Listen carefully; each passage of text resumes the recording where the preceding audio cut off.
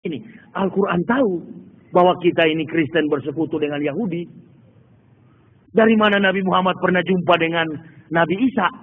Rentang waktunya 600 tahun. Dari mana Nabi Muhammad jumpa dengan Musa? Rentangnya waktunya 4076 tahun. Kok bisanya dia tahu?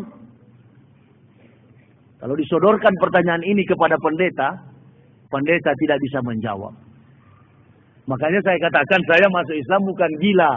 Yang paling pas, saya baru sembuh dari gila.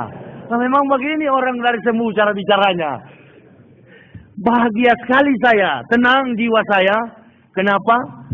Bukan main. Bagaimana saya diancam oleh teman-teman pendeta. Yahya, apa? Kamu bayangkan, kamu itu bukan pendeta di jemaat. Kamu kalau masuk Islam, pasti kamu tidak mendapat gaji lagi. Maaf saya mau kasih tahu ya. Gaji seorang pendeta itu berdasarkan jumlah jemaat. Kalau jemaat 100 kepala keluarga, rata-rata gajinya 1 juta, maka pemasukan pendeta tiap bulan 10 juta. Karena jemaat harus membayar kepada pendeta yang disebut 1/10 dari hasil kerja. Nah makanya saya tahu kalau saya ke masjid, yang paling kecil, kurus, pasti Pak Imam itu. Karena nggak digaji. Tapi masuk ke gereja yang paling besar, perutnya paling gendut, handphonenya paling mahal, sudah pasti dialah pendeta. Nah itu. Jadi memang digaji. Tahu dia, tahu tentang Nabi Muhammad dia tahu. Tapi untuk dia masuk Islam, dia tidak berani. Berpikir 1000 kali. Saya pun begitu. Tahun 98, saya sudah mau masuk Islam. Tapi istri saya mulai bisik-bisik. Namanya ibu-ibu, pikirannya itu uang melulu. Dia bilang sama saya begini, pikir-pikir dulu Pak. Kalau masuk Islam itu makan apa kita? Wah benar juga ya. Takut saya. Apalagi diancam.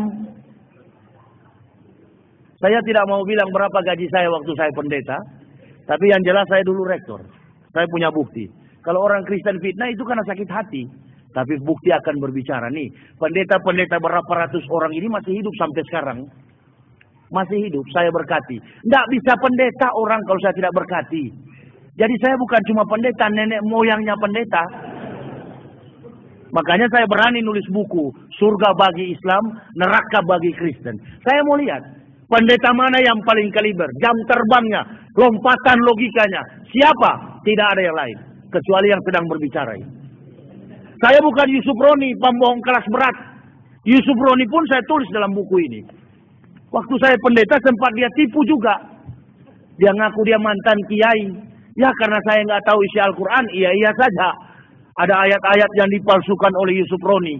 Begitu saya masuk Islam, saya banyak ketemu para kiai. Saya tanya, Yusuf Roni itu nggak benar, residivis, keluar masuk penjara. Kalau saya ke pengadilan dan bikin ini bukunya tentang Yusuf Roni yang Abu Nawas. Ternyata orang-orang yang murtad dari Islam itu bukan orang-orang pintar.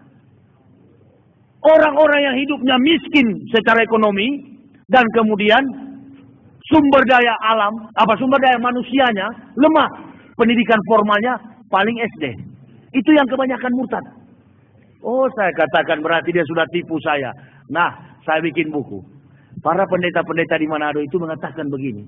Yahya, kalau Islam itu memang benar, kenapa di tiap kali ada gempa selalu orang Islam yang kena sasaran? Oh, saya bilang ini pertanyaan yang bagus sekali untuk saya jawab. Orang Islam kena gempa itu wajar. Kenapa? Karena Tuhan, saya katakan, waktu itu saya debat di Manado sana di Unsrat, Universitas Samratulangi dengan Profesor Tilaar. Saya katakan, kalau Tuhan menghukum orang karena berbuat dosa, sebenarnya bukan Padang atau Aceh. Di mana kira-kira? Di mana? Di Bali sana manusia hidup seperti hewan. Tapi kenapa tidak datang tsunami? Oh, dia bilang betul juga ya. Saya bilang enggak. Sedangkan di Manado ini kok kenapa enggak di Manado? Pendeta habis pimpin kebaktian mabuk kok bagaimana? Masuk gereja sudah minum alkohol, minum bir, biasa. Karena ada juru selamat. Di Islam tidak ada juru selamat, cari selamat masing-masing. Nah, lalu ini pendeta, dia jawab, dia katakan sama saya, kok bisa begitu? Iya, Islam itu, orang Islam itu paling rawan sekali. Kalau dia sudah beragama Islam, lalu dia mencoba untuk tidak benar dengan Islam, ada bukti kok. Nggak usah kita saling tuduh. Satu, hidupnya melarat miskin. Yang kedua, di dalam segala bentuk realita kehidupan, sulit keluar daripada kesulitan-kesulitan hidup. Yang ketiga, penyakit berat datang. Yang keempat, dipermalukan oleh Allah. Seperti pejabat-pejabat itu. Nah itu. Jadi kita tidak terlalu banyak teori. Lihat di bukti aja. Ini Muslim KTP yang mana? Itu yang sudah sana. Yang pemulung-pemulung sampah. Sebenarnya tidak ada orang beriman itu miskin. Bukan miskin. Kekurangan pas-pasan boleh. Tapi jangan terlalu miskin. Sedangkan orang kafir diberi harta oleh Allah. Saya masuk Islam 4 bulan. Sempat jual plastik begini di Jakarta Utara, Kampung Beting. Coba tanya, yang tolong saya hanya Ketua Majelis Ulama Indonesia, Bapak Kiai Haji Katamas. Itu. Oh, Bapak bekas pendeta dulu ya? Iya, ini dokumen saya. Oh, saya pikir orang biasa ini ada teman yang ngasih tahu. Karena saya masuk Islam tidak mau jadi ustadz, tidak mau jadi penceramah, tidak. Saya masuk Islam sudah biar mati. Sudah selamat saya. Yang penting sudah masuk Islam. Apalagi ketemu Amin Rais. Apalagi ketemu Pak Maftu Basuni. Dirjen Bimas Islam. Itu orang-orang yang pernah saya tantang mereka. Ketika akan mendirikan Universitas Al-Amin. Yang ada di Sorong. Dan saya bikin gerakan. Jangan terima. Nah makanya kalau saya baca sejarah tentang Nabi Muhammad. Tentang Umar bin Khattab. Tentang Abu Bakar Siddiq. Saya bilang kok sama dengan saya dulu. Nah, makanya saya tidak perlu kalau kecuali perang fisik seperti di Poso sudah diganggu, baru saya maju dengan kelompok, siap bergabung, insya Allah dimanapun. Allahu Akbar. Kalau cuma fight dengan fisik, bacalah di buku saya. Kebetulan saya simpai taekwondo, tanya di Manado, dan 4 saya. Kalau hanya 3 orang kafir Kristen, insya Allah saya kasih patah di jalan. Benar, saya tidak cerita mati. Allah suka yang begitu, Rasul suka yang begitu. Kuat, cerdas, berani. Kalau pejuang mujahid kita lalu loyo, untuk apa? Tapi saya paham, understand to the world we live in. Saya paham di mana dunia, saya berpijak. Banyak muslim ayam sayur di Indonesia ini. Artinya banyak yang suka berjilat sama kafir. Makanya saya tidak mau di backup oleh satu institusi, organisasi. Orang kunut, saya ikut. Karena kunut menurut para kiai doa. Orang tidak kunut, saya juga tidak kunut. Karena tidak masuk neraka. Bagaimana saya mempersatukan seluruh ikhwan muslimin wal muslimat. Jangan bikin keraguan-raguan. Dan saya tidak punya hak mengutak-atik iman seorang muslim. Tidak mau saya. Kenapa? Karena mereka sudah lebih dahulu mendapat hidayah dari Allah. Pekerjaan saya bagaimana menghancurkan Kristen itu. Karena saya bekas Kristen, bekas kafir. Ada ulama-ulama di sini, di Jakarta ini, di pusat. Pak Yahya, coba kalau ceramah tekan sedikit tensinya. Itu banyak sekali laporan loh dari pendeta-pendeta itu. Ente kayak tidak kompromi. Saya katakan Pak Kiai jangan banyak nasihat sama saya. Pak Kiai nggak pernah kafir. Saya yang pernah kafir, jadi nggak usah bicara. Tidak puas, waktu bulan Ramadan, Pak Quraisyah bicara lagi di televisi. Jangan bilang orang-orang kafir. Iya, karena ente tidak tahu jalan kekafiran. Sehebat ente profesor mau apa kek. Bicara soal kafir, saya yang tahu. Bagaimana? Saya pernah ke neraka, batal. Sekarang sudah punya tiket, insya Allah ke surga. Itu tahun 2001. Gus Dur ditumpangi tangan, saya di situ satu. Oleh Gilbert Rumoindong, Profesor Dr. Mary Susi, Paul Yonggito. Itu kan konven Dewan Pendeta Sedunia. Ada saya. Saya masih menjabat tahun 2001. Saya sudah begini sekarang keadaannya, sudah tidak pakai jas mahal lagi, nggak apa-apa. Kaki saya sudah terkelupas karena sholat, tidak jadi masalah. Saya tidak punya jas all England lagi, tidak punya pentofel lagi, tidak punya dasi lagi. No problem. Saya hidup dengan tenang, penyakit saya sembuh, bahkan saya tidak jarang tidur, makan tidak teratur. Tetapi alhamdulillah saya masih sehat sampai hari ini. Saya tahu besok saya akan mati. Habibie punya istri meninggal, dibacakan amal-amalnya. Khalaqal mauta wal hayata liyabluwakum ayyukum ahsanu amalan. Amalnya dibaca, hanya dibungkus dengan kain kapan. Saya tahu tuh Profesor Habibie kaya di Jerman. Tapi waktu saya lihat di dalam peti mayat, di dalam kain kapan yang dibungkus, lalu ditutup, ditimbun dengan tanah, tidak ada satupun harta yang dibawa oleh Ibu Haja Ainun ke dalam kubur. Sebaliknya, waktu saya masih pendeta dulu, teman saya pendeta Lambertus mati, bukan main dipesan, pakai dasi kupu-kupu, pakai jas all England, pakai sepatu mengkilat, total biaya pada waktu itu mempersiapkan Lambertus mati 27 juta. Bayangkan. Orang Islam cuma kain kapan, masuk surga. Bagi yang menjalankan, yang Abu Nawas mampir dulu ente. Sampai benjol-benjol di situ baru sampai, kira-kira gitu. Makanya saya bilang, hey, kafir-kafir, jangan menilai Islam dari manusia Muslim yang KTP. Itu yang main Islam, sinetron Islam KTP, semua KTP semua itu. Mau jadi contoh tapi salah contoh. Ada sinetron kiai terbang dari pohon ke pohon. Ini betul-betul mau merendahkan Islam. Gak begitu ajaran Islam. Saya yang tukang bela. Orang bicara tentang kerasulan Nabi Muhammad. Dari Al-Quran, dari hadis, dari logika. Apalagi sini kita berhadapan. Begitu. Kalau Umar bin Khattab ketika orang bicara jelek, bicara miring tentang Muhammad, beliau menghunus pedang, ya kami lain. Ada orang bicara tentang Rasul miring, kami yang siap menghadapi. Tidak berani. Tidak ada yang berani. Kecuali secara diam-diam lewat internet. Ya mana kita tahu. Berhadapan paling bagus. Nah, jangan berhadapan dengan profesor-profesor muslim yang suka. Apa itu, apa istilah orang pintar sih. Saya tidak pintar. Pluralisme agama. Iya kan? Pluralisme agama. Apa sih pluralisme itu? Pluralisme itu kan satu solution untuk membangun negara ini. Tapi saya menonton kaset VCD perang di Irak. Para mujahid mengatakan, kami menentang penjajah, kami menentang para tentara Amerika bukan untuk mempertahankan tanah Arab. Kami mempertahankan akidah Islam. Itu. Nah, ini yang kita harus pegang sebenarnya. Jadi saya tidak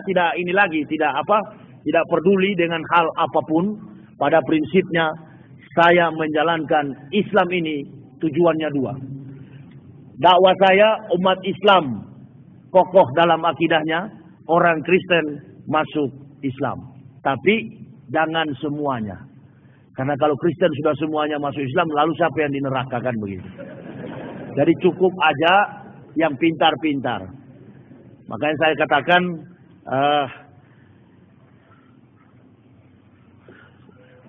saya katakan bahwa saya, istri dan 3 orang anak sangat bersyukur. Nabi Muhammad sebelum datang 576 tahun. Nabi Isa sudah menyampaikannya. Wa'id qala Isa ibn Maryam ya bani Israil ini Rasulullah ilaikum musaddiqan lima baina yadayya min at-taurati wa sisram bi rasul yati min ba'di ismuhu Ahmad falama ja'ahum bil bainati qalu hisasirun mubin. Dan ingatlah ketika Isa anak Maryam berkata, hai Bani Israel, aku adalah Rasul Allah yang diutus di tengah-tengah kamu untuk menggenapkan kitab sebelumku, Taurat. Tetapi akan datang di tengah-tengah kamu Rasul Allah, Ahmad, Nabi Muhammad. Yahudi berkata, inilah sihir yang nyata. Jadi orang Yahudi ini, sebenarnya orang Kristen jangan marah sama orang Islam. Orang Kristen marah sama Yahudi. Karena Yahudi yang membohongi Kristen. Kita umat Islam itu hanya mau meluruskan supaya jangan kafir. Tapi mereka anggap lawan. Coba hebatnya Yahudi itu. Jadi saya kenapa tidak takut? Kalaupun maju di persidangan, Ini baru 4/5 dari kemampuan saya membongkar kebohongan Kristen. Belum dari kacamata politik dunia. Masih banyak di kepala saya ini. Kalau saya bongkar semuanya tentang Kristen, sampai kepada sistem gereja. Umpamanya dia kebaktian hari Minggu begini. Saudara tahu, beda dengan umat Islam. Kotak amal itu untuk pembangunan masjid. Kalau gereja tidak. Derma-derma yang diberikan itu ditampung, disetor ke PGI. Dari PGI ke Dewan Gereja Dunia. Dari Dewan Gereja Dunia ke EPEK. Dari EPEK langsung dibeli senjata. Dari senjata hajar orang Islam. Tahu saya. Bukan saya adu domba, bukan. Memang begitu sistemnya. Mempertahankan. Makanya dia biar sedikit kita agak segan. Yang kedua, sains, medis, apapun, perbankan dunia dia kuasai, Yahudi kuasai. Militer, begitu juga. Nah, lalu bagaimana kita mengalahkan dia? Hanya satu, tingkatkan dakwah di mana-mana, permalukan antek-anteknya. Karena Yahudi itu kuat didukung oleh Kristen. Bagaimana mereka mengatakan, mengiyakan, ini kitab kami, perjanjian lama, pakailah, kata Yahudi. Silakan pakai. Anggaplah perbuatan-perbuatan Nabi dulu menubuatkan atau merisalahkan Isa mau datang. Silakan pakai. Paulus inilah orang yang mereka jadikan sebagai ahli dalam menafsirkan the Holy Bible, Old Testament, New Testament. Perjanjian lama dan baru. Bukan Injil. Nah, Paulus ini, dia merekayasa kitab perjanjian lama atas persetujuan Yahudi. Dengan begitu, banyak orang yang setuju. Seluruh dunia, 850 juta jiwa penduduk dunia beragama Kristen. Saudara jangan percaya kalau orang Amerika mayoritas Kristen. Tidak benar. Amerika itu kebanyakan ateisme. Tidak bertuhan. Dan kemudian golongan mereka ada sekitar 15% dari source W. Bush, Walker Bush, Presiden Amerika lama. Itu bukan Kristen agamanya. Apa nama agamanya? Yudaisme. Itu semi Yahudi, orang Yahudi. Ya, jadi antara sinagoge, mixtapel, dan gereja beda. Kalau sinagoge itu bangunan kebaktiannya ortodoks. Kalau gereja Protestan, igreja diambil dari bahasa Portugis, church. Dan kemudian kalau Israel punya tempat ibadah hampir sama dengan masjid, tapi dia tidak sujud ke lantai, dia sujud ke tembok. Itu disebut dengan meratap tembok ratapan. Jadi 3 agama besar di dunia ini, datangnya Islam, Yahudi akui Islam benar, tapi mereka katakan sampai kiamat kami tidak akan mengikuti Muhammad.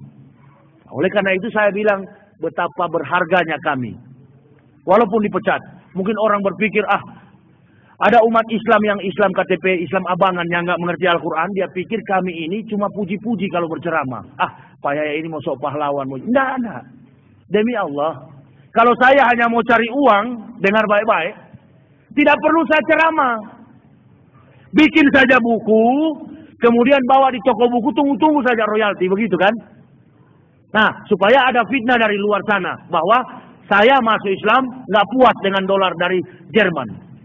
Begitu. Karena kami digaji bukan oleh Amerika. Pusat gereja Protestan itu ada di Jerman, Stuttgart. Nah, kalau kami pendeta yang sudah pejabat itu bukan dari rupiah. Makanya istri saya bilang begini, coba kalau tahu mau masuk Islam Pak ya, 1 tahun sudah dicabut-cabut di ATM, simpan dulu. Saya bilang memang picik. Allahu Akbar. Dia pikir bisa teringat. Kok bisanya Allah begitu ya? Sudah pas memang habis di rumah dipecat oleh gereja. Saya hidup dengan kesederhanaan, tapi saya senang, jiwa saya tenang. Orang boleh fitnah, orang silakan puji, tetapi kami tidak ada urusan dengan manusia di dalam menjalankan dakwah. Saya tidak mau berdakwah 1-2 tahun berdakwah, besok mana Pak Yahya? Oh sudah jadi ini, jadi itu. Enggak. Apalagi yang politik-politik. Kemarin saya diundang di Sungai Apit, Sumatera. Ya, itu menyeberang sungai jauh. Lalu ada ustadz di sana bisik begini. Pak Yahya, apa? Ini kan yang saya bawa ini kandidat calon bupati. Tolong diangkat-angkat namanya ya. Saya bilang iya. Siap. Begitu saya ceramah, saya kasih tahu di jemaah. Karena saya tidak mau di jemaah ini ada juga yang kontra dengan si calon ini, kandidat ini. Saya tidak mau jadi kambing hitam. Saya tidak mau jadi gayus, begitu ya. Saya katakan, Ustadz Amir suruh saya katakan, Menangkan kandidat itu, Dr. Randus siapa? Saya bilang namanya. Oh, Ustadz saya hamba Allah dari kafir harus benar-benar memeluk Islam. Jangan setengah-setengah. Ya ayyuhalladzina amanu udhulu fisilmi kafah. Jangan setengah-setengah. Saya kasih tahu. Jamaah rahimakumullah. Ustadz Amir suruh tusuk. Nggak tahu siapa. Dr. Randus siapa itu namanya. Dr. Randus ini katanya untuk jadi. Saya tidak tahu kalau ini acara kampanye. Wow, sampai habis acara nggak mau salaman. Silakan. Allah yang maha tahu. Dia yang salah atau saya yang salah. Habis acara pakai bahasa politik. Terkadang kita semangat tapi tidak kontrol. Oh, itulah kontrol berarti saya. Memang nggak boleh begitu dalam dakwah. Di Madura, di Blega, saya diundang. Acara namanya Haulan. Itu sama sementara duduk. Datang kiainya, Pak Sapi yang sering undang saya. Tapi sekarang saya tidak mau lagi kalau dia panggil. Dia bilang begini, Pak Yahya, apa? Daripada ente ngantuk pergi ke kuburan situ. Minta itu kiai besar yang mati. Minta apa, Pak? Minta berkah sama Pak Kiai. Oh, saya bilang jangan cukup sekali saya kafir sama itu kafir. Dia bilang bahaya sampean. Allahu Akbar. Memang saya tidak mau. Apa beda dengan Yesus? Sama kan? Yesus juga dijagokan, itu juga dijagokan. Nggak ada yang jago-jagoan. Hanya Allah Subhanahu wa Ta'ala. Mau mati, mau hidup, mau kaya, mau miskin. Sekali beriman sampai kepada tingkat ketakwaan. Nggak ada, tidak mau saya. Bahaya sampean. Biar bahaya. Nggak ada. Kalau bicara dakwah nggak ada pakai celurit. Enggak, saya tidak setuju. Nah, saya katakan, cukup sekali aku merasakan kegagalan cinta. Kata lagu dangdut kan begitu. Nggak mau saya Pak Kiai. Nah, setelah mau pulang saya bawa buku. Pak Kiai ada buku di sini. Dia bilang, kenapa bawa buku? Di sini buta huruf. Satu biji pun tidak laku. Allahu Akbar. Loyo saya pulang. Blega itu kan sampang. Sampang itu 60 kilo masuk ke dalam. Siapa orang Blega pasti tahu. Nah, di sana masih ada muslim-muslim begitu. Oh, saya bilang tidak sembarang juga jadi Islam ini ya. Saya pikir bersyahadat selamat, betul. Oh, pantas banyak muslim ayam sayur. Di Palembang, saya tanya istri saya, ada dengar itu. Sopir taksi saya pukul, sopir truk. Mobilnya tulis bismillah. Dia pakai topi peci begini. Dia pipis di tengah jalan. Saya malu dengan istri saya. Jadi waktu macet dia turun, dia pipis. Kita orang Islam ada aturan, ada ceboknya. Habis kencing itu kan harus di kamar mandi. Rasul dia duduk, dia cebok. Begitu juga sholat. Bukan berdiri. Malah dia goyang begitu. Ada istri saya di situ, dia sentuh dengan tangan saja. Allahu Akbar. Saya turun, saya tegur. Kamu kalau mau kencing di jalan seperti anjing begini, buka topimu di kepala itu. Karena kalau kamu pakai topi muslim, itu merusak Islam keseluruhan. Ya, dengar kamu. Itu hak saya. Oh, kamu mau melawan. Saya ini tukang tegak-tegakkan Islam di mana-mana, Mas. Temannya dua lompat dari dalam truk. Sudah salah. Saya bilang, saya ini ustadz. Biar ustadz, biar kiai. Dan saya tindih satu kali. Saya gas. Ternyata memang mental kerupuk. Langsung down. Saya bilang, ente belum tahu sebelum anak jadi ustadz. Anak dulu kafir. Bukan cuma saya berani bicara. Saya juga berani baku pukul, saya bilang. Ustadz nggak apa-apa kalau dalam keadaan begitu kan biasa. Kalau loyo-loyo juga ya gampang dimakan sama polisi kan. Begitu. Terus ini. Tarik ini. Kamu tahu, saya dulu bekas Kristen. Saya sama dengan kamu dulu. Yang malah yang paling saya takut masuk Islam itu disunat. Saya pikir-pikir ini kalau bukan pingsan mati. Jadi begitu disunat jadi bersih. Benar. Jadi bersih kalau saya pakai sempak warna putih. Celana dalam warna putih. Tidak kuning-kuning lagi. Tapi dulu Allahu Akbar la ilaha illallah. Bukan main joroknya. Sakit-sakitan juga. Nah, dengan Islam saya sehat, alhamdulillah, dan saya tidak cari-cari muka. Pokoknya saya mau disuruh atau tidak tetap saya dakwah. Orang bilang keras, orang bilang lembek, di mana-mana tetap hajar terus. Sampai nanti barangkali insya Allah Kalaupun saya mau ke Madinah atau ke Al-Azhar, itu pokoknya tujuan saya sendiri. Saya belum konsentrasi untuk naik haji.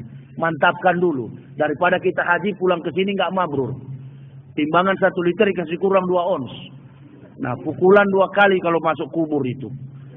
Orang-orang seperti itu. Jadi saya pikir Islam itu gampang, setelah bersyahadat sudah. Oh, ternyata bukan. Untuk mencapai tingkat ketakwaan itu banyak prosedural yang perlu kita. Seperti tadi Ustaz sudah jelaskan, saya sempat simak banyak.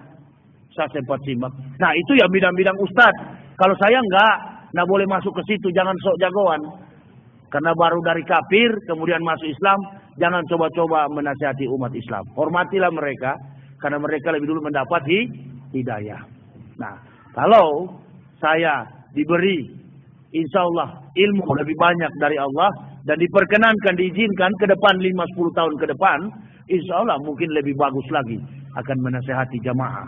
Tapi belum saatnya sekarang. Masih bodoh. Baca Al-Quran pun masih bengkok. Ya, jadi harus tahu diri. Yang penting semangat dan punya bukti dulu. Bagaimana jamaah Islam ditegakkan di Indonesia ini. Itu saja. Saya kira ada sesi pertanyaan ya, Ustaz. Silakan bagi siapa yang ingin bertanya. Saya juga fisik agak lemas nih. Kunang-kunang mata saya. Mungkin saya setelah ini saya mau istirahat dulu. Saya nggak mampu. Nanti kalau jamaah supaya lebih jelas lagi tentang pikiran saya, perjuangan saya, ada kaset dan VCD saya. Ada di bawah Ustaz ya. Kalau tidak ada di mobil saya. Di mobil di luar sana, siapa yang ingin memilikinya silakan ambil. Tapi jangan bilang ambil begitu seperti di Semarang, ambil nggak bayar, langsung lari. Setelah saya ke mobil, saya tanya, Mak, sudah ada orang beli tadi itu buku? Ada Pak, banyak. Bukan beli Pak, mereka bilang Bapak suruh. Allahu Akbar. Saya bilang ya mungkin waktu itu juga niat saya memang jual buku. Barangkali dikasih kapok oleh Allah. Memang habis. Setengah barangkali. Sholat Jumat. Banyak kan? Bilang ambil aja di mobil. Langsung bergegas. Rata pokoknya. Pulang loyo saya. Karena cari-cari itu supaya laku. Begitu. Jadi buku ini maaf aja untuk membantu kami berdakwah. Dan insya Allah dari setiap saya ceramah di masjid 10